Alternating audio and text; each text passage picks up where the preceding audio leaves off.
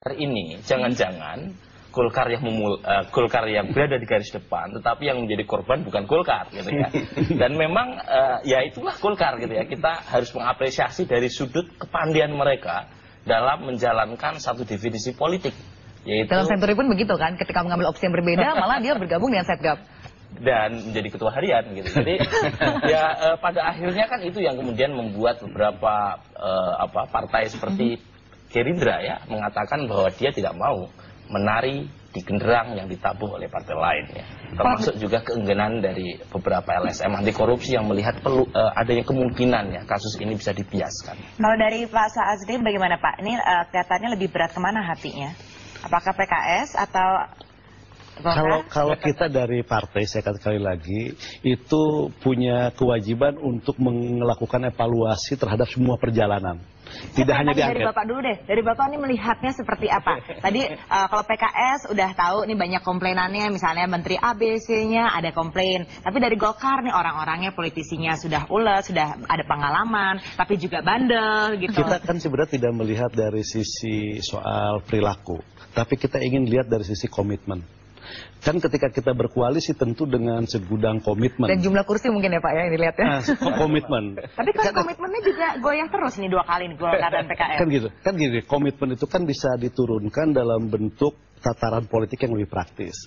Saya sekali lagi bahwa ketika kita berbeda, bagaimana menyikapi perbedaan, itu kan sesuatu yang biasa. Saya katakan tadi sekali lagi bahwa ketika ada perbedaan, ketika disampaikan bahwa kita beda dulu, ini loh yang membuat kita beda.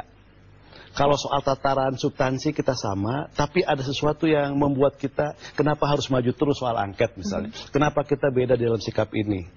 Nah, ini juga akan menjadi bahan bagi kita dari fraksi terutama Demokrat itu untuk menyampaikan di dalam berbagai pertemuan, di dalam berbagai berargumentasi di Setgab dan sebagainya, ada nggak sih sebenarnya etika-etika koalisi dan sebagainya itu oleh masing-masing partai itu yang tergabung dalam koalisi. Tapi Anda tidak takut ya dinilai oleh masyarakat luas bahwa partai Anda ini seakan-akan tidak tegas dan tidak berani, karena juga sudah beberapa kali mengatakan mengikhlaskan untuk beberapa yang tidak sesuai untuk keluar, tapi tidak berani untuk mengatakan firm untuk keluar saja. Ada batas tertentu, saya katakan gini loh, kita berharapkan ada kesadaran ketika memang sudah tidak nyaman di dalam koalisi itu tadi, partai-partai yang selalu berbeda itu menyatakan diri untuk keluar. Tapi kalau misalnya kesadaran itu belum ada juga, ketika kita sudah mengikhlaskan, ada batas kesabaran buat partai koalisi yang lain, tentu kita juga akan mengatakan bahwa kalau ini terus menerus, kita meminta sebaiknya memang nanti ketua Dewan Pembina atau ketua koalisi untuk dengan tegas mengeluarkan. Dan ingat, ada atau tidak adanya reshuffle, menurut saya the damage has been done. Ya, singkat dari Pak Jajuli, singkat saja Pak, sebelum kita closing. Buat kami PKS, sikap politik yang kami ambil itu bukan berdasarkan perasaan, nyaman atau tidak nyaman. Yang pertama adalah kami harus melihat sesuai nggak dengan kontrak politik yang kita lakukan. Itu yang pertama.